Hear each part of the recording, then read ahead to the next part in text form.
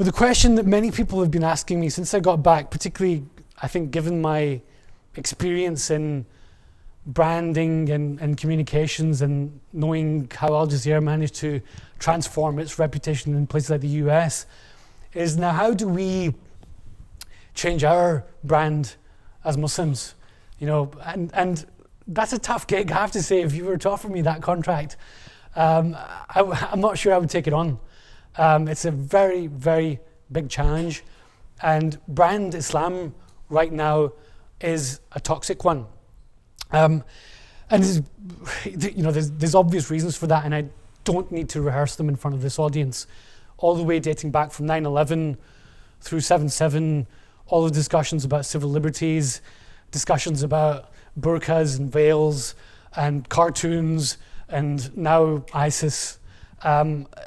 There's very good reasons why we're at this point where very many people are fearful of us as burqa-wearing, hand-chopping faith and people.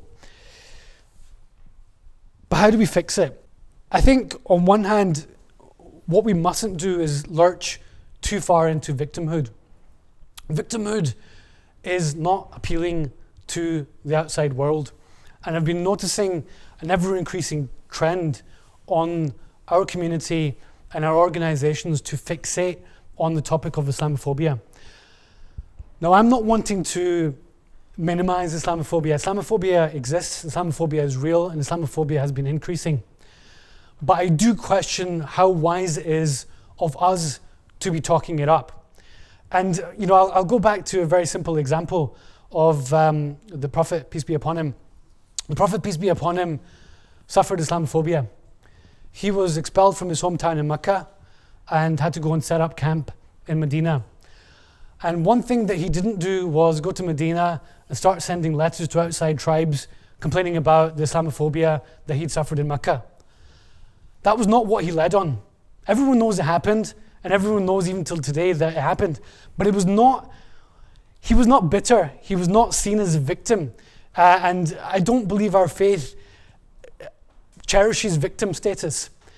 He realized, and he knew, and he imparted upon his followers that they have a mission, that they are a light unto humanity, and they have a message that they are to spread. And I think we would do well to remember that. Our job is not to depress the public, our job is to excite the public.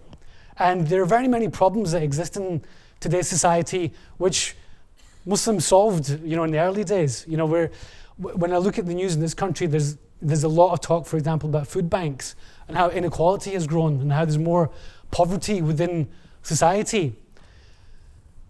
Islam eradicated poverty. Those early Muslims under the leadership of Umar ibn Khattab, shortly after the death of the Prophet ﷺ, collected the zakat, and there was no one to give zakat to. And that's the phenomenal thing, and that's something that is part of our heritage, but we never talk about it.